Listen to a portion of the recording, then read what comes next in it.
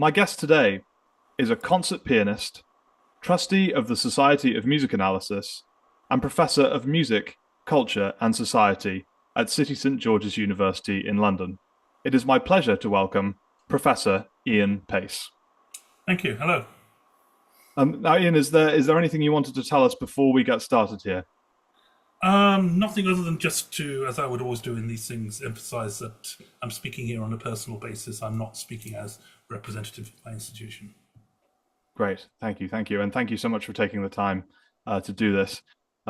So I've asked Ian to come on the program because I wanted to talk to him about music theory teaching specifically in higher education and beyond, things leading up to higher education and so on. And this podcast is all about people who want to be composers, and so there'll be a little bit of an emphasis on that. Um, and so, what I first wanted to do was just to sort of set the scene. Is say, well, what is music theory exactly? In your opinion, how do you see that term? How would you define that? Well, I'd say music theory is very simply about the nuts and bolts of how music works on a technical basis, how pitches relate to create harmony, to create counterpoint, how durations relate to create rhythm, how music is structured in some sense. Distinguishing what we would call music theory and what we would call music analysis is not always so easy. Theory is something that I think, in one sense or other, all musicians need to learn, and that's not just classical musicians, also musicians in other traditions. Analysis is a more systematic application of various strategies in order to discern things about musical work which lie beneath the surface, which are not self-evident from things. And a whole range of techniques have been developed for doing that in different ways. But music theoretical traditions exist in for many different musics. And one of the interesting developments in the whole field of music theory is taking more seriously other non-European music theory traditions. But I think theory often gets a bit of a bad press nowadays, and there are various reasons for this. I mean, particularly in an American context, in American universities, there tends to be a quite stark distinction between music historians on one hand and music theorists on the other, as if these are two fundamentally different approaches to music, and not often shall the twain meet. That's quite different in Britain and in a lot of Europe, where the two things are often married together much more. And personally, I think that's a much more healthy situation. But I do believe that however one is looking at studying music, whether you're studying it to play it, whether you're studying it to compose it, whether you're studying its history, whether you're studying its social function, whether you're studying its pedagogy, anything like that, to do those things well requires engagement with the technical specifics of the actual music concerned. Those are not incidental. Those inform all of those things and much more. Yeah, thank you, absolutely. And I do think there's a sort of fear of the term music theory, right? I think it's almost a word like Shakespeare. As soon as you say Shakespeare, people sort of people sort of panic, and actually, it's one of those things that I think needs to really be demystified for people. So so breaking that down a little bit further, there's things like harmony and staff notation, and counterpoint and things like that. Um, what is your sense about counterpoint? Is that something that you feel is an intrinsic thing that needs to be kind of kept going in sort of BMUS degrees and things like that, or has it gone away a little bit in some places? And what's the role of counterpoint, do you think, for students? Well, the history of this is quite interesting.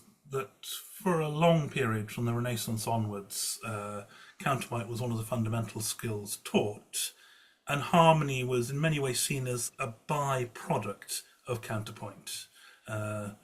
determining vertical simultaneities came out of the way that horizontal lines interacted. Now, that came under some pressure from roughly about the beginning of the 17th century with the Seconda Practica and the move from a music fundamentally characterized in terms of multiple lines to one which essentially was melodies and accompaniments behind them. So harmonies started to take a whole it started to take a much more central position. And by a point in the early 19th century, in France in particular, a new approach was taken to teaching, in which counterpoint for a while was not taught, and just harmony on its own.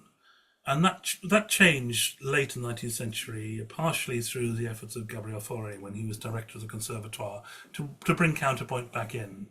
And I think by that stage, a lot of people had realised the limitations of trying to separate the vertical from the horizontal to such an extent. But I'm not quite answering your question there. Do I think counterpoint's important to teach? Well, no one's ever going to be at a disadvantage from learning counterpoint. I'm sure of that. Of course, you can question to what degree of sophistication, to what degree of rigor should it be insisted upon in any teaching. I think it's fair to say that there are various musical traditions, including popular traditions, in which counterpoint, as it's been traditionally conceived, is probably not a central concern. But I still believe even just understanding basic things like jazz harmonies, understanding principles of voice leading, which come out of the horizontal, not just the vertical, are quite important there. So yes, in answer, I do think it's important to teach. I'm not sure it needs to be taught extremely extensively for all types of education, but I think everyone should learn some basics of it. Yes. Yeah, it's really interesting because I mean I did music A level, in which we did the bar chorale writing, and I think I really came to understand counterpoint actually just through adding more and more passing notes and more decorations, right? Where so I almost went from the vertical to the horizontal. I went the other way. You see, at least you get the sort of blocks of harmony in place, and then the lines become more and more independent the more you add things to them. So I suppose you can sort of come at it from either direction as long as you get to the point where you can think in those independent lines, right? Absolutely. Well, when I was at school, I mean, I was at Cheetham School of Music, so obviously it's more intensive musical, certainly more intensive musical theory education there than would be normal. Now, as you might know, I've had a lot of very harsh things to say about that school, but I will say the music theory training was very good. And we would, from the age of 13, 14, we would actually be singing Bach chorales regularly in our theory classes, just singing them in four parts. And that's incredibly informative to do. When you're singing, when you're not just playing them at the keyboard, but you're actually extracting a line from those and singing it that way, you really get a feeling for just how intricate and how sophisticated this musical language is. And I would never regret doing that. I think it was invaluable for me. And we did things like very common thing, dictation exercises. So simply someone playing something, we had to notate it as quickly as we could, and I was generally very good at doing that. And I don't know, that's been hugely valuable in later life when regularly I write about some music which I don't necessarily have a score for, even when sometimes I do write some bits of popular music nowadays. And it's very straightforward for me just to listen to something and notate it down that way in such a way that I can then communicate to others what's going on in the music. And it's the sort of opposite of being able to sight read well, which is also a skill. I mean, I think if people do these things from a young age, they'll never regret them. The sort of fluency you can gain from doing them from an early stage is very hard to make up for later in life.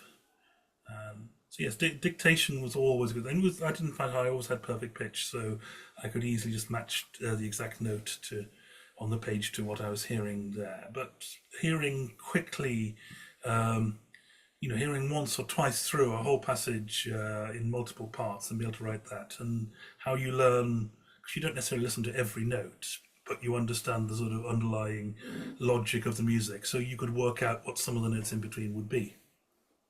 So it helps not just with simply turning sounds into dots on the page, but with actually apprehending how the music's functioning. Yeah, exactly. The sort of the underlying, logic behind things. And I mean, a lot of my career has been writing film music and music for television. So it's largely kind of Western based music, whether it's popular music or orchestral music or whatever. Um, and so, would you say that to a degree, learning to harmonize chorales in four parts, where you have the soprano melody line and you have the bass line, and then you have the two internal parts that fill out the harmony, but also later on maybe can be used to create rhythm and so on. Um, would you say that there's something fundamental about studying the Bach chorale type work that sort of applies to pretty much any sort of music composition that that one could pursue in a commercial setting, maybe? I think that might be pushing a point a bit too far. Okay. There are certainly musical traditions that have not really been touched by Bach, and especially if you go outside of not just the classical tradition, but outside of Western traditions, indeed, and of course monophonic traditions, of course, as well. So yeah, I think making it as an all-purpose statement, I'd be reluctant to do. But I think in terms of an awful lot of different types of Western music, and that includes much film music as well. I think I think one could hardly go wrong by studying the Bach chorales. I mean, it happens as not literally as we're speaking, but right at the moment, I'm just writing a piece for a Substack piece. I'm writing about Carly Simon singing "Nobody Does It Better," but also looking at the song, the Marvin Hamlish song, how it uses the Russian Orientalist Nega progression in there, as other Bond music does, but also looking at the vocal style and how her changes of vocal register correspond with all sorts of different expressive meanings in the song. Yes, so that's very much vocally oriented, but I am looking at what's going on in the harmony in there, and it's quite sophisticated in that. And one way or another, that relates to wider things I've learned from studying harmony and studying things like Bach chorales over the years. Okay, interesting. Um, so we were talking a little bit about this resistance to teaching of staff notation and harmony and things like that. Um, do you feel like if there is resistance to these things, is it your sense that it's resistance from students, or do you feel like it's more resistance from institutions in general? I think much more the latter, and resistance from individual academics as well. Um, and this ends up being a sort of post facto rationalization of something brought about for partially economic reasons. The situation of music in the UK, the situation for music teaching in schools is very poor at the moment, just in terms of funding, in terms of availability of music teachers. It's a struggle to find people who can teach it. That's why people with a music degree, if they want to find a career doing that, there's work to be found for sure. What it amounts to in practice is the number of people, certainly going through the state school education system, who will have had exposure to more through-going musical training from a young age is smaller and smaller, and that includes exposure to things like, well, particularly to learning musical notation, which I will never accept is any great mystical skill. I think if at a young age you could teach people the basics of it in a few weeks, it's not that complicated on a very basic level. I'm not saying they'd necessarily be able to read a score of Brian Ferneyhough or something like that, but yes, to read basic music notation is not a big skill. But if you don't have that skill, it puts huge limitations on what else you can study, especially in terms of theory and analysis. Now, what some will say is, well, that's just one way of doing it. Western staff notation is just one notation system amongst many. Or they will say, well, you can do other things like producing spectral analyses Mm. and so on. Um, Rather like some technology, after there have been a whole range around, some last and others don't. Some are found very adaptable to a whole range of purposes. I think that's as true of Western staff notation as any rival notation schemes. It can be used for many things. It has its limitations for sure, but it can be adapted. I mean, the limitation that are often put is that it doesn't capture some rhythmic nuances very strongly. Mm. The sort of nuances that are fundamental to performance, but are not so much associated with scores. Okay, fair point. I mean, if you use a very complex version, you can convey some of those, and I've got students to do that when listening to recordings. But I'm not sure the alternative notations that I've seen do that any better. And also, it doesn't. It's Western notation is not very good with timbre Mm. overall. It needs to be supplemented by other things to study the intricate workings of timbre. But on the whole, I think Western notation is as good a system as we've found for doing things. And if you're going to analyze harmony across a work of music or counterpoint, to do that without notation will almost invariably end up being at a very, very elementary level and probably just sort of rather bland description. And that's what I've seen, alas, in various sort of areas of education. That it's not that people have jettisoned Western staff notation and they've replaced it with a much more sophisticated, or at least equally sophisticated alternative. It's been replaced by just, again, bland description, all-purpose generalities, which can't really engage with the specifics of music. But in the name of a certain sort of anti-elitist ideology or supposedly inclusive ideology, it's said that because many people will have had an education where they did not get a chance to learn notation, which is simply because of lack of resources and lack of teaching there, that somehow, therefore, it's too exclusive to ever require it in a curriculum. So, in order to sort of show that we can uh, do an education that can be for anyone, we have to leave the notation out. And that has happened widely, certainly in the HE sector, and that's, to me, a very concerning development. And with that, the decline of theory analysis is a rather notable consequence.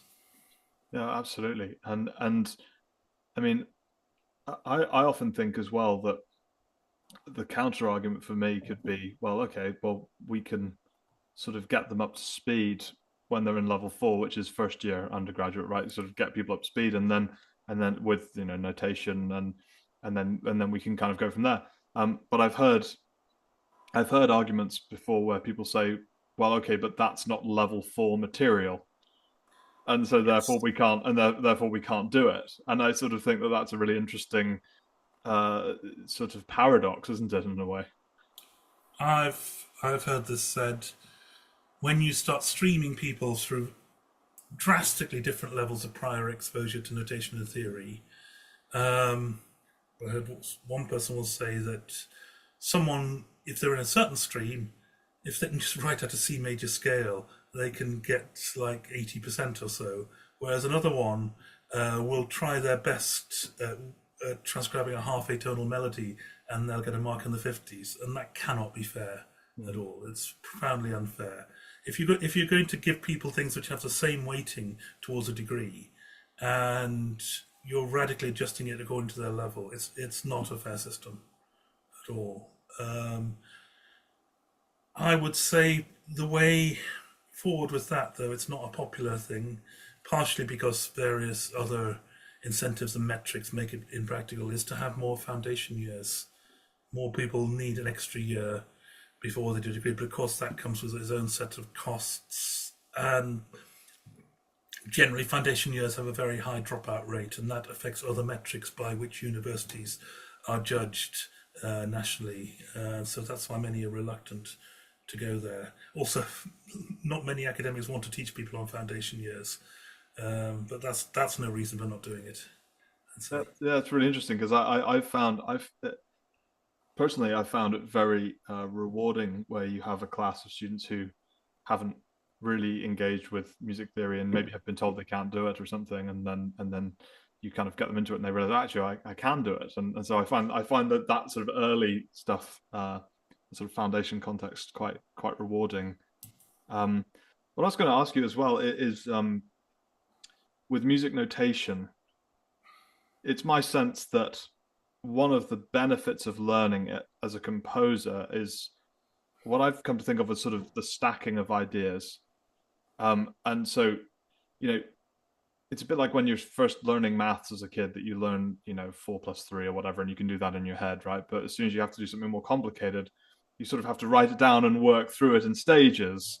And now one could Sure, argue yeah. that you can stack musical ideas in a DAW, track one, track two, track three, and so on. But is it your sense that there's something about being able to fix musical ideas on a page that allows you to construct more complicated things than you would if you were just working from your ears, if you like?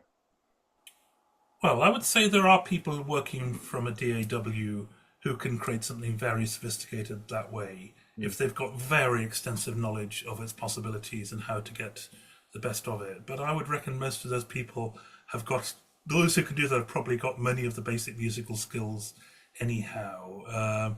Sometimes looking at the exceptional cases is not really that indicative of things. For many others, a DAW gives them a range of ready-made materials to work with, which they can use their basic properties, but they can't do very much in terms of bending these to become much more individual, much more distinctive. And it would be, I mean, for non-musicians who might be listening, I suppose it would be like if you were trying to write a novel, but the only sentences you could ever use had to be sentences that had already been used before. Mm.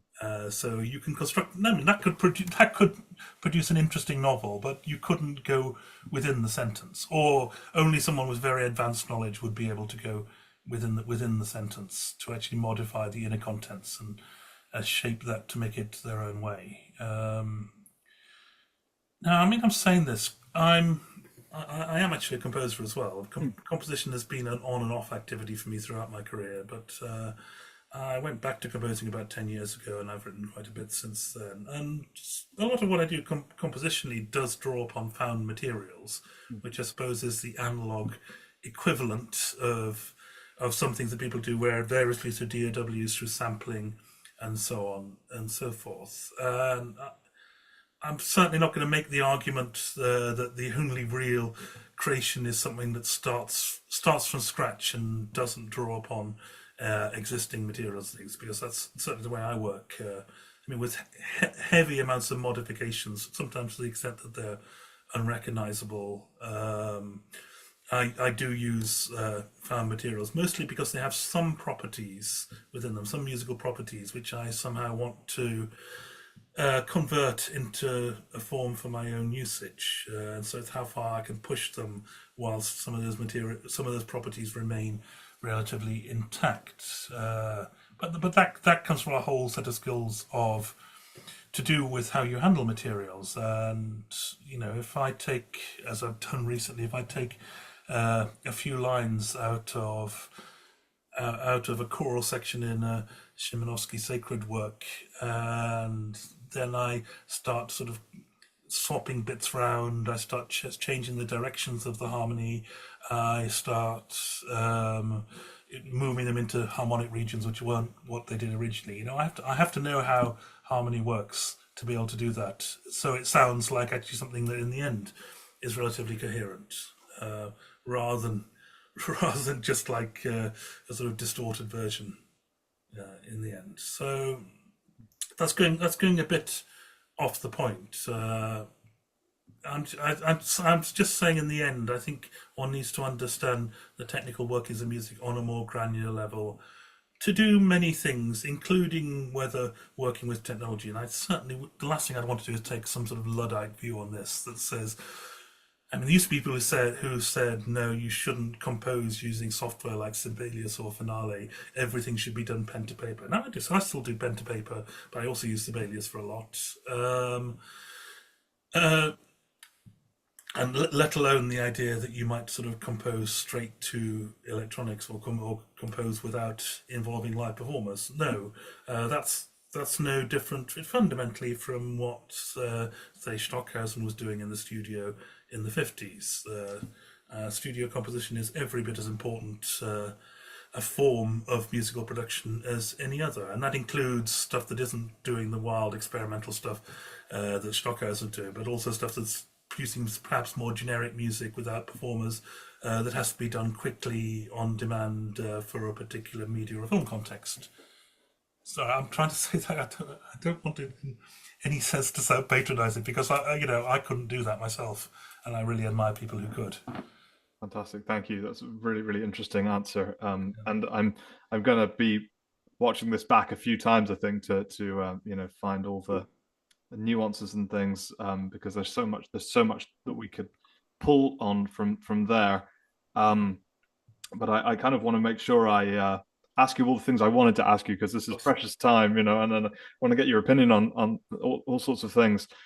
So when I did my master's degree in music composition, I'd come out of Hollywood and I'd been in Hollywood for 10 years or so, and I came to a master's degree thinking, it would be great to. I'd done a lot of composition for screen, so I thought, well, I probably shouldn't study that. I kind of know about that already. I'd love to go and do a sort of classical music composition masters. And I kind of thought that we'd be doing fugue and looking at Mahler symphonies and things. And we did look at some orchestration and things like that, but there was very much an emphasis on contemporary music composition, which I found difficult to begin with, and ultimately embraced and found really interesting. But I was wondering what you think about sort of high level composition teaching, postgraduate teaching and stuff. It seems to me that there's this whole thing with the ref, right, where everything has to come from a research driven perspective. Is there any room in your view for some way of teaching postgraduate level composition that doesn't sort of have to follow that idea of everything has to be new and boundary pushing, where students might just go, look, I just really want to get better at my technique? Well, absolutely, I think you're right to sort of locate the problem as being with the ref. Maybe I could just say a little bit more about that because not everyone Yeah. those who are not in academia may not be so familiar with it. So the research excellence framework, formerly the research assessment exercise, was brought in the mid 80s as a new way of assessing research output from academics and allocating funding on that basis, in part to enable some institutions which weren't necessarily thought of amongst the top rank to still be able to access research money themselves. There were some good motivations behind it, and around about the time of 2001, there were some changes in. Well, there've been changes every time it's run. It's a system that whatever you do with it, the institutions are going to game it the way that they best can. And they keep making changes to try and stop gaming, and they just bring in new ways of gaming and so on. But what happened around 2000, I think Ref 2000 RAE as it was 2001, was they wanted to extend the range of practice-based outputs that could be submitted because the model was really about people submitting journal articles and monographs and that sort of thing. The bread and butter of research outputs in quite traditional disciplines, but which didn't really account for a lot of what's done, particularly in the performing arts and in some other realms as well. I mean, there are areas in law, in medicine, in psychology where practice-based outputs matter a lot in one way or another. So new guidelines were brought in to allow people to submit forms of practice now. And this, I mean, already it was possible to submit compositions, and I think I haven't looked in detail at how compositions were assessed before then, and I'm not sure exactly how it worked. But I know from 2001, it was up so you could submit performances as well, or recordings of performances, or video outputs, or web outputs, and things like that as well. And so there had to be new types of criteria for how do you judge these, and it was judging them as research. It was not judging them just as artistic outputs, and so these criteria which are applied across the board and have been ever since then in different ways of judging significance, originality, and rigor. I would say, in the case of composition and in some other art forms as well, they, in part because one of the major ways to be able to simply earn a reasonable salary if you're a certain type of artistic practitioner is to have a university job. And to do that, you really want to be someone who's part of that research economy. It's created an artificial aesthetic economy, in my view, that certain types, if I just stick to music, certain types of music that are highly iconoclastic or use highly systematic techniques, or especially if they make very ample use of technology. As one former colleague once said to me, he said, if it's got wires going into it, then it's more like research, which I found a really depressing statement. Those things, the consensus is that those things tend to score higher and they're more likely to be submitted to the ref. So it means, for example, composers who might be, say, working within existing genres, but maybe doing something a little different, a little personalized within them, or just simply belonging to a more integrative tradition of composition would tend to be less well favored by that measure. And I would say that would probably exclude Bach, it would exclude Mozart, it would exclude Brahms. None of them, in my view, were radical innovators. They're no the less great composers as a result, but they continued traditions. They took them to a degree of refinement that hadn't been seen before, but they didn't fundamentally rip up the rule book and then rewrite it. And there's no reason, in my view, why plenty of artistic work today, which also follows that trajectory, should not be equally valued, and the people who produce it also valued as teachers in a higher education environment. If I looked at the last 40 years or so of the life of Elliot Carter, there's a lot of continuity there. You could fairly say that some of the works that he was writing, say in the noughties, were not radically different from what he was writing in the 1980s, say. And that's not a criticism at all. He had found a very coherent and sophisticated musical language, and he wanted to continue to extend it rather than break with it. The same with the later work of Boulez from about the late 70s onwards. There's a lot of continuity there, but there's some fantastic work there. And whereas things that do what sometimes can be rather superficial novelty in both composition and performance tend to sort of be favoured. So if someone develops one new piece of software for processing electronic sounds, which they then use in a piece, and possibly very few other people will ever use again, that gets a lot of research points. If people do things like developing a bionic arm to play the piano with, that goes down very well in performance outputs. Whereas, producing a very deeply thought through and very distinctive, but not necessarily iconoclastic interpretation of a piece of music probably wouldn't.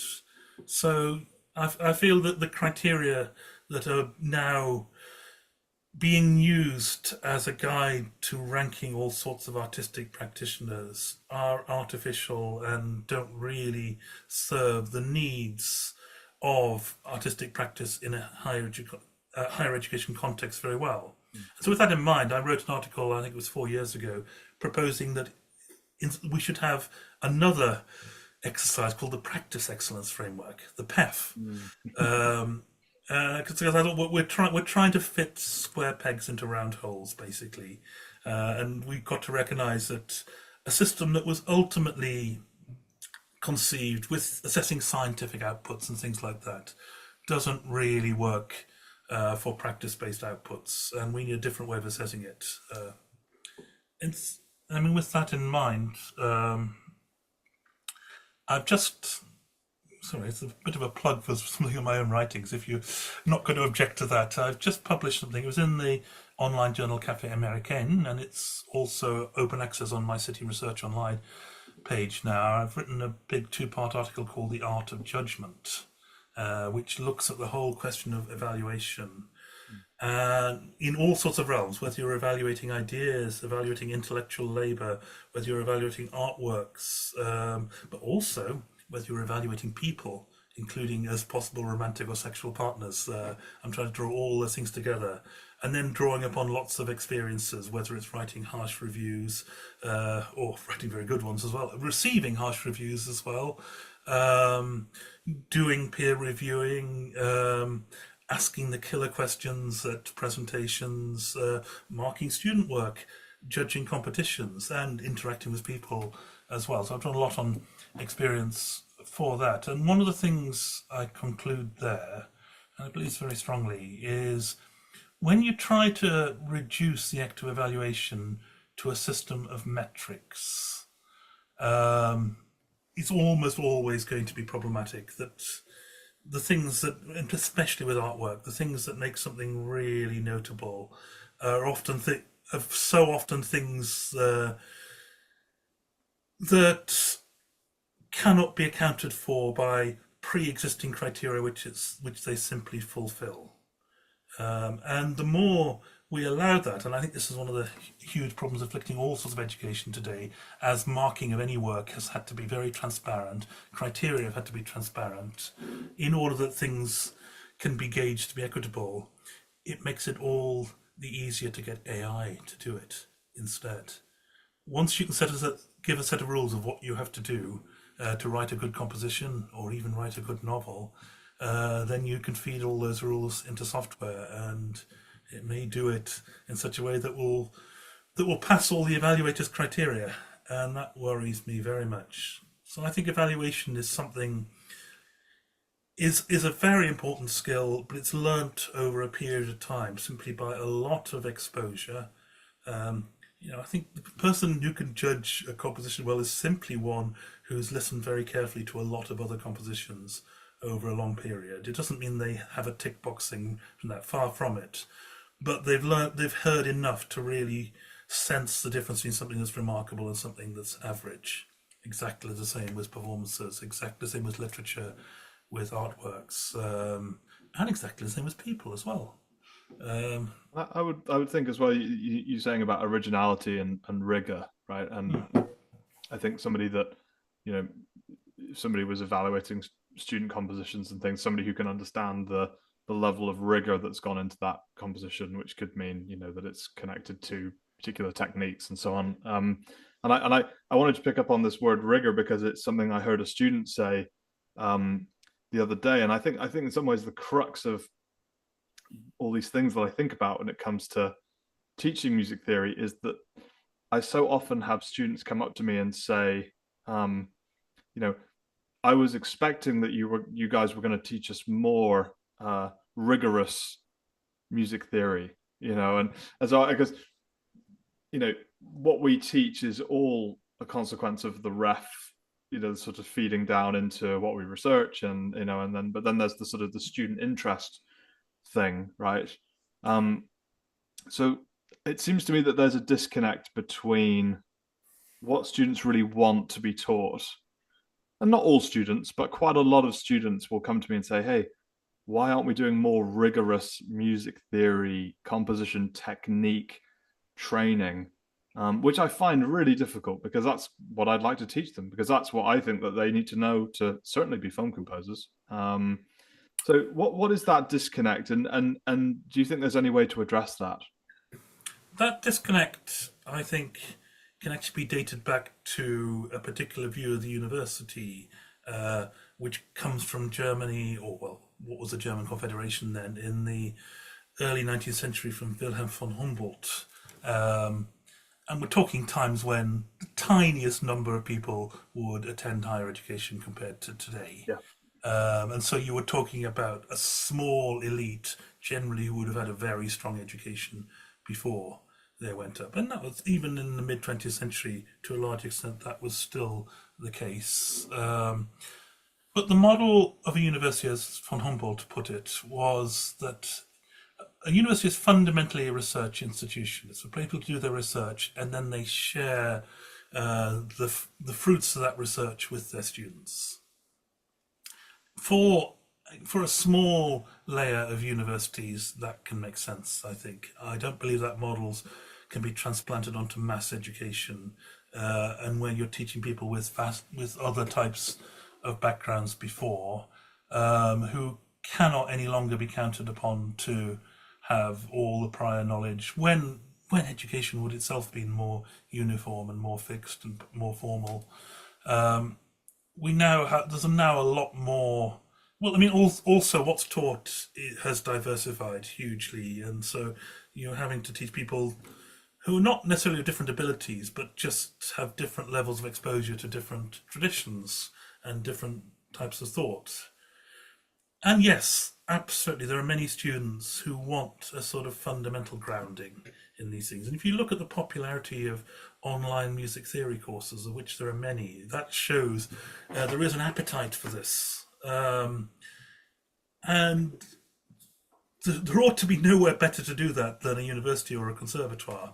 Uh, but it's not always happening because, well, there are many people who only really want to teach about their usually extremely specialized research. The ref privileges very niche work, which, finding even just two or three students whom that'll be a primary interest would be hard, let alone doing this to a class of 50 or something like that. But on the other hand, and this is the more uncomfortable thing, you do now have plenty of people teaching universities who don't have those basic skills themselves, I would say. And that is a consequence of what you get when you have, say, commercial sound engineers in university positions. There's no criticism of them. Commercial sound engineering is a very high skill. Again, something I couldn't do, but it's not the same as having a sort of more well-grounded musical education, nor as being a sound designer. And so it's sometimes simply hard to know people who not only know the things themselves, but have enough of a good, strong pedagogical background to be able to know how to communicate them to others. And sometimes simply those academics don't want to do that. They want to teach what their primary interest is. They rather than having to teach sort of what amounts to sort of elementary harmony and counterpoint to those people who've never had it before but really want to learn it. And this is where I think a different vision of higher education, which is less research led and more about teaching fundamental skills at a high level. And everyone should play their part in doing that. That's always appealed to me, and I haven't taught music theory for a long time, but I've taught music analysis. I've taught music history, and I've taught other things. Like I taught once, just for a few years. I miss it. I taught a module on romantic aesthetics, which is a mixture of philosophy, music, visual art, and literature. And since I moved to a sociology department, I'm teaching some quite fundamental sociology department. I've been teaching some quite fundamental sociological skills there, and I actually believe most academics, if they put their mind to it, if they've got basically good teaching skills, they could teach a wide range of things, but many won't. So And I'd the love to. head of department who tries to get them to will face a lot of opposition. So you go to any department in the country and say, right, we want you to teach sort of first year music theory. See how popular that will make you. Well, I'd like to. I mean, that's such a fascinating answer, and I I'm sort of trying not to name lots of institutions. I'm trying to speak more generally, but I will say that I went to Berklee College of Music as an undergraduate in America, Yeah. which is they cover many many many topics, but I suppose to some degree they are a sort of jazz based institution and certainly a popular music based institution. And they do have classical composition, and I did the film scoring course. No surprises there. But I just finished the biography of Lee Burke, who was the founder of Berklee, and he basically just decided to set up shop in Boston and teach an arranging class. And obviously, I don't know quite how it works in America, but obviously they're outside of the ref thing because that's a UK thing. So the thing you said about reimagining higher education, it seems to me as a Berkeley student, it was more in some ways like what you're describing, where it was come in and we're going to teach you these skills. Um, do you think there's any chance that it would be possible for somebody to set up, an institution in the UK that could do that, or do you think it's just a sort of insurmountable challenge that's too big and too difficult to do? It's certainly possible to do. And I mean, there is a history now, a mixed history of the private providers, which are seriously challenging the rest of the HE sector now. They're nearly all exclusively associated with popular music, and not all of them have university status. I mean, I've written about these. I'm not particularly a fan. I think that they take people with very low levels, and I think they often just pile in numbers. They're more concerned about that than standards. I mean, I think a place doing what you're saying would have to be quite firm about keeping some bottom line of standards and not being afraid sometimes to fail students and things. No one wants to fail students, but if you can't fail students, then it means nothing to pass. Um, I mean, I think we're likely in the next decade or two to see really sweeping changes to the very nature of how higher education is provided in the UK. The current system is not working. Many people recognise that it's not sustainable in the current form. The sector's in crisis. The problem is not many.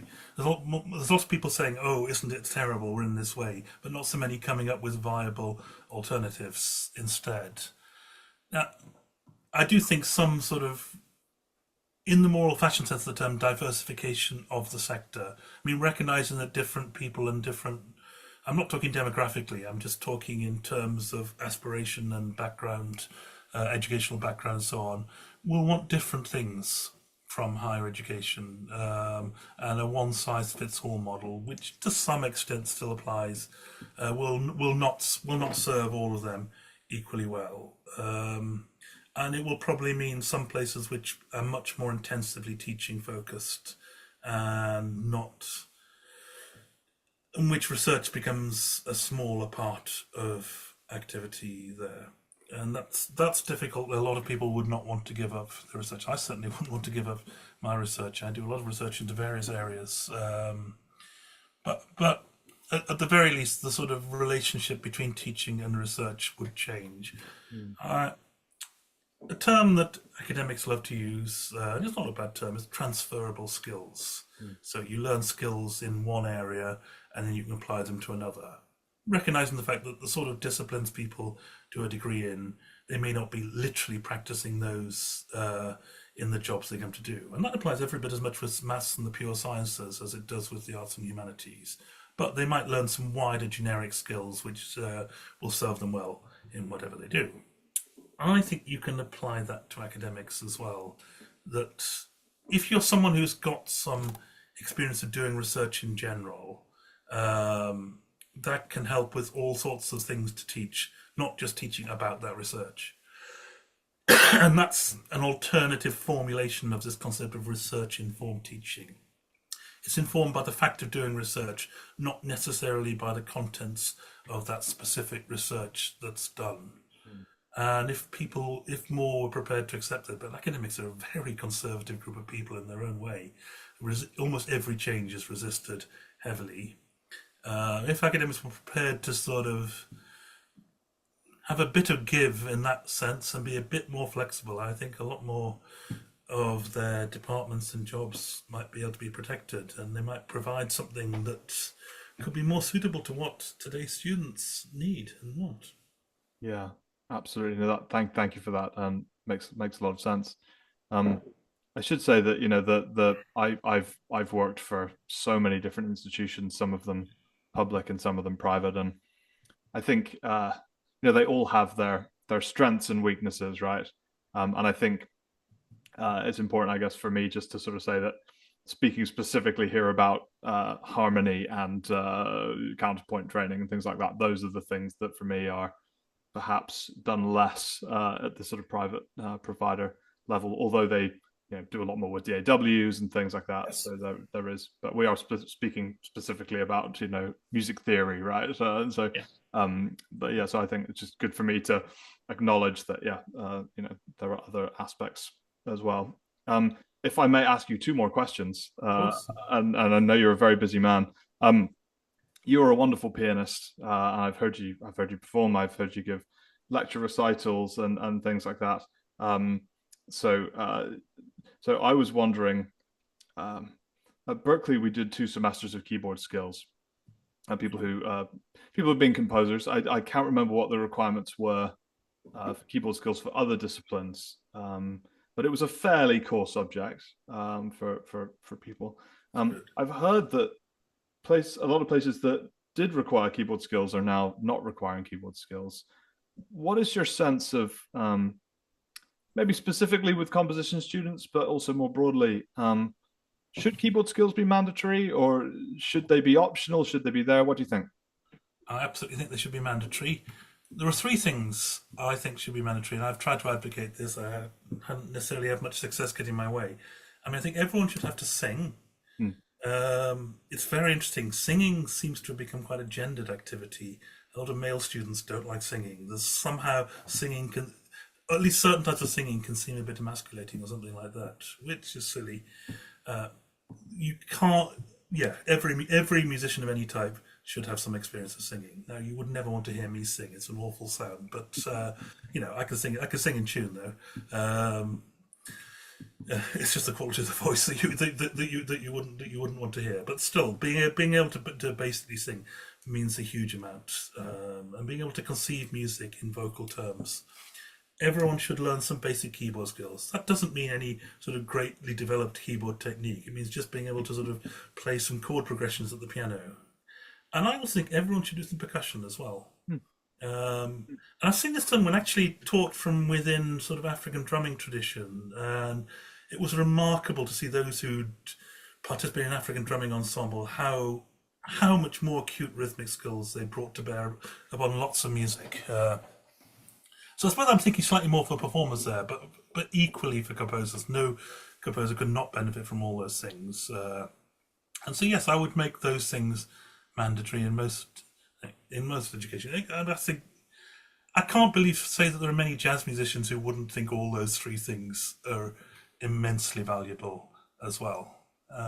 Yeah, thank you for mentioning rhythm as well, because I think I've noticed recently too that sometimes students who have really highly developed skills in other areas don't have a great sense of time sometimes, which is and actually that does weirdly come up with composing because they'll like they'll compose too many syllables for the bar or whatever because they're not thinking in terms of time so much necessarily. So I think that's a really important point to raise there. Once upon a time, I studied percussion. I was at Cheetham, but I studied percussion throughout my time there as well. I'm not sure I was ever particularly good at it, but I had 8 years of percussion training, so that means something, and it's certainly been valuable in terms of what else I do as a pianist. I know the pianist Peter Donohoe was also a percussionist for a while as well, and he's always said that was really important for him as a pianist as well. What he learned through that. Yeah. Yes, basic percussion training can be taught to many. It should be. Yeah, absolutely, and may go some way to help kind of break down staff notation into its constituent parts as well, right, and things like that. So finally, I mean, I'd love to talk to you all day, but I know you've got things to do. I guess if I was to pick a final question, then, so for somebody like me who's really keen on teaching music theory, who has students that are keen on learning music theory and things like that, and there's institutional resistance and things like that, and there's resistance in the sector and all these sorts of things. You mentioned the idea of the practice excellence framework, which I think is a really cool idea. Beyond that, what else can we do, Ian? What do we do? I mean, because I sometimes feel myself just sort of letting it go, but I really care about this stuff, and I know you do too. What do you think? What do you think can be done? things like we can offer evening classes, for example. It's not very, it's nothing spectacular, but actually can mean a lot for people who want to take them. Uh, we can put the knowledge we have, we can make it more available through all sorts of online resources and so forth. We can do forms of public engagement that link to the skills and just trying to share those. And I think that is a responsibility when you've learnt these skills, when you've benefited from a decent education, to try and share them as widely as possible. Now, of course, then those things come up against big demands of time and money in all cases, which not everyone has. I mean, I know this. I'm very active as a performer, as a writer. I mean, both as a journalist and as writing scholarly things, and then doing all my teaching and other activities with organisations and so on. But I don't have children. That makes it a lot easier. I recognise the pressures on other people who are desperately trying to get away from work because they've got to see to their kids and so on. So I'm not going to berate people who've got other things or people who've got big caring responsibilities and so on for not sort of putting all sorts of their valuable spare time into doing that. But I think if perhaps some of the institutions that are involved in high level teaching also continue, as some do, continue to value more forms of that sort of public engagement and forms of sharing knowledge and sharing skills at various levels, and put what's needed in terms of the resources into that would go a long way. And this is again a problem in universities relating to the ref, because those things would almost never be classified as research, and there's not really a way that the university can have academics doing them and it will bring any money in for them, to put it simply. Whereas doing highly esoteric journal articles can do so. So yeah, and a change to the structures of higher education funding that will give stronger incentives to engage, to do public engagement, especially for practicing performing artists. I think that could go a long way. I'm not going to say I know exactly the form that would take, but I have some ideas on that. So and more engagement with schools as well.